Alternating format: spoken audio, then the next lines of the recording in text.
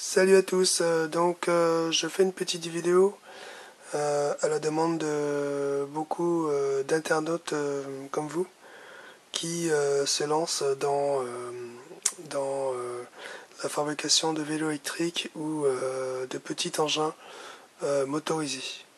Alors, moi j'utilise un petit contrôleur 24 volts 350 watts pour ce test et une batterie d'overboard de 36 volts. Le moteur, ce sera un moteur d'overboard, mais ça peut être également un moteur de vélo électrique. Alors, si vous n'arrivez pas à faire fonctionner le moteur alors que vous avez tout bien branché, il peut y avoir plusieurs causes. Alors, il est impératif que la tension de la batterie soit le même que le contrôleur. C'est-à-dire que si c'est un 36 volts, il faut prendre une batterie de 36 volts. Si c'est un contrôle de 48 volts, il ne faut pas prendre une batterie de 36 volts. Déjà, ça ne marchera pas. Et c'est une des causes. Alors, aussi, alors que vous avez tout bien branché, il ne se passe rien. Alors, donc, pour le test de la vidéo, je vais justement vous montrer. Alors là, j'ai câblé ma poignée d'accélérateur. Bon, ce sera une poignée d'accélérateur type pouce. Donc j'ai branché ma batterie au contrôleur et pourtant il ne se passe rien. Alors souvent ce que les gens oublient, c'est qu'il faut obligatoirement câbler le power lock. Alors le power lock, c'est le plus VCC qui doit être relié au plus de la batterie. C'est elle qui met sous tension le contrôleur. Donc on y va. Tac. Donc là j'ai branché mon plus VCC au contrôleur. Et donc on va faire le test. Donc vous voyez que ça ne marche toujours pas. Alors arrivé ici, les gens paniquent et me demandent pourquoi leur installation ne fonctionne pas. Alors quand c'est comme ça, il faut démonter, il faut débrancher tous les fils, ne garder que les 3 phases moteurs, les capteurs Hall si votre contrôleur n'est pas un dual mode. Alors le dual mode de ce contrôleur, ça veut dire que il peut fonctionner avec les capteurs Hall ou sans capteur Hall. Donc c'est l'un des avantages.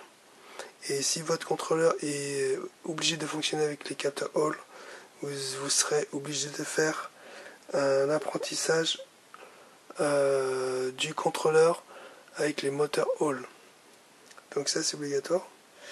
Alors donc moi je fonctionne sans les capteurs Hall et j'utilise le moteur d'overboard pour faire mes tests.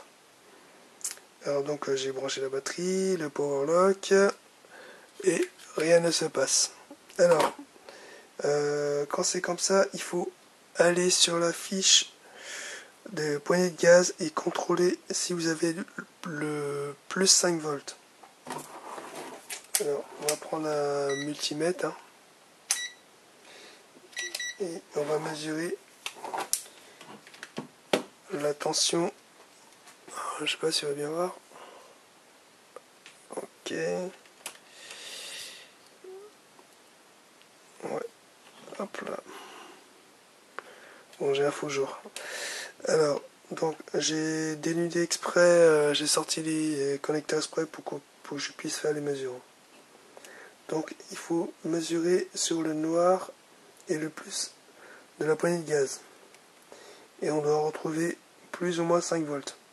Donc là, on est à 4,3 volts. Donc c'est tout à fait normal. Ça veut dire que votre contrôleur envoie bien le plus 5 volts qui est nécessaire pour tous les capteurs et commandes. Donc ça c'est un bon signe. Après il va falloir tester la poignée d'accélérateur. Donc il va falloir venir brancher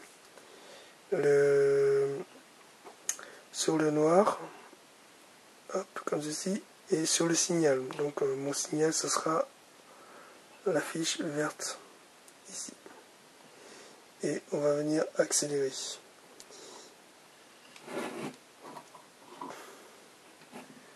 Tac, alors hop là.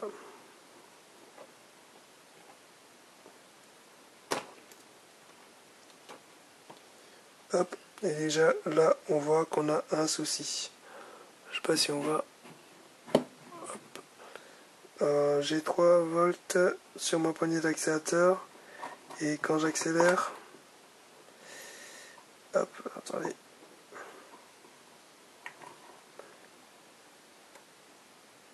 Et quand j'accélère, il ne se passe rien.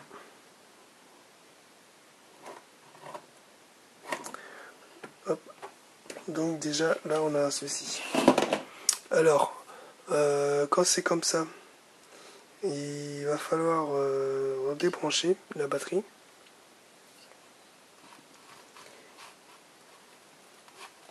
Tac. Voilà. Donc on a gardé la poignée d'accélérateur en route. On remet le plus VCC. Donc on remet la batterie. Et on fait une synchronisation cette fois-ci. Donc je fais les synchronisations. Et hop, cool. Donc on voit que le moteur tourne. Ça veut dire que c'est une bonne chose. Donc vous pouvez dire que le moteur fonctionne. Alors pour la synchronisation, ça permet au capteur Hall et au moteur de les 3 phases synchronisées. Et aussi de pouvoir changer le sens de rotation du moteur. Donc là il tourne dans ce sens là. Et si je débranche et que je rebranche, il va tourner dans l'autre sens. Donc ça veut dire que c'est bon. Alors, quand c'est comme ça, souvent les gens ils peuvent se tromper. Hein. Donc souvent ils pensent que c'est la fiche des poignées de gaz, mais en réalité c'est la fiche du capteur pas. Souvent sur les contrôleurs il n'y a qu'une seule fiche et si vous n'avez pas la doc, il se peut que ce soit uniquement que le capteur pas. Il y a des contrôles qui n'ont pas de poignée d'accélérateur. Ça arrive. Alors quand c'est comme ça, le contrôleur lui pour le pas il utilise le GND. Donc le GND c'est la masse. Donc je la retrouve là. Et on va venir donner des impulsions sur le signal. Donc mon signal c'est celui-ci, étant donné que la poignée d'accélérateur est en défaut. Donc parce qu'on a du 3 volts en état repos, donc ça c'est pas normal. En état repos, une poignée d'accélérateur doit être de 0,8 volts et quand vous accélérez progressivement jusqu'au maximum, on doit atteindre les 4 volts 3. Donc quand c'est comme ça, on donne des impulsions entre le GND, la masse, le noir, sur le signal et normalement, si c'est bien la fiche du capteur pas, le moteur devrait tourner. Alors là, je donne des impulsions. Et on voit que le moteur tourne en donnant des impulsions. Alors, ce qui veut dire que en fait votre installation est bonne, sauf que vous avez tout simplement pris la fiche du capteur pas au lieu de la fiche des throttles gaz. Donc voilà.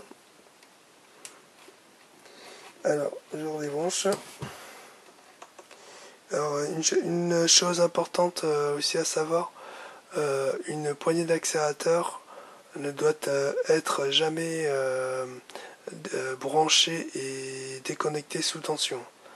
Parce que moi, ça m'est arrivé plusieurs fois même de griller une poignée d'accélérateur en branchant et débranchant parce que mon contrôle était sous tension. Donc ça peut créer des pannes. Alors, je fais comme si je connaissais pas cette fiche, hop, et on va prendre une autre fiche. Donc celui-ci par exemple, on va le connecter, tac. Alors ça, si c'est pas, étant donné que celui-là c'est le pas, donc celui-ci ne peut être que le throttle. Donc on imagine que ce contrôleur ne possède pas de fiche pas, mais par contre il comporte une fiche poignée d'accélérateur, gaz. Donc on rebranche le contrôleur, on active le contrôle avec le power lock, le plus VCC, ou plus de la batterie. Et en tout premier lieu, à chaque fois, si vous avez la possibilité, si vous avez la fiche d'apprentissage au e-liner, connectez-la. Ça vous permettra de savoir si vous avez bien câblé le moteur. Donc le moteur fonctionne. Hop, si je déconnecte et que je reconnecte, le moteur tourne dans l'autre sens. Alors une autre chose aussi à savoir, c'est que lorsque vous êtes connecté en apprentissage, il suffit de donner un coup d'accélérateur et le moteur doit changer de sens. Hop, déjà, ceci vous permet de savoir que vous êtes bien branché sur la fiche des poignées de gaz. Donc je recommence, hop, le moteur change de sens. Ça, c'est une petite astuce à savoir. Donc là on dit que c'est bon, hop. Et maintenant, si on recontrôle derrière, on va avoir, hop là, tac, je mets ça, je regarde s'il n'y a pas un faux jour. Sur la masse, GND et le signal. Hop, voilà, je vais faire ça, hop, comme ça. On voit bien que maintenant je me retrouve avec du 0,8 volts. Alors quand vous avez 0,8 en position gaz au neutre, c'est-à-dire 0, ça veut dire que votre poignée de gaz fonctionne. Après, si j'accélère, on doit pouvoir avoir environ 4 volts. Là, j'ai des chutes de tension. Donc là, le moteur fonctionne. Voilà pour cette petite explication concernant la version du fiche pas et la fiche gaz. Donc surtout ne pas mélanger les deux et testez-la avec la fiche d'apprentissage si vous l'avez. Voilà pour ce petit tuto vite fait et ça vous permettra de vous dépanner votre installation. Alors, comme je disais, ne câblez que les phases moteurs, les capteurs Hall si votre contrôleur ne fait pas dual mode, et la fiche des batteries. Et uniquement une poignée de gaz. Et tout le reste, vous décablez. Parce qu'il suffit que, par exemple, sur la fiche des capteurs freins, il est possible que votre contacteur qui se trouve sur la poignée de frein reste collé, ce qui fait qu'elle envoie une information au contrôleur comme quoi vous êtes en train de freiner. Donc vous aurez beau accélérer, pédaler, ça ne fera rien parce qu'il est en mode frein. Donc voilà pour cette vidéo. Allez, à plus.